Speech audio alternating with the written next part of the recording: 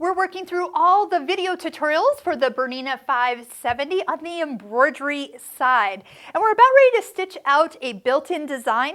And one of the things I always do is make sure that I know how big and where the design is going to stitch. So once you've brought it on screen, you can come over to the I for information and come down to where it says check. So check is going to allow you to go ahead and see all the corners, the four corners of the design, and see if that is going to be stitched in the location that you were expecting. Now, if you are looking to move that design to a point on your hoop, let me give you a little hint on how to do that. Come over to the hoop options, and then you'll need to scroll up until you get to the bottom where the last hoop with the arrows on it is called virtual positioning. Go ahead and also touch the little crosshairs right above it.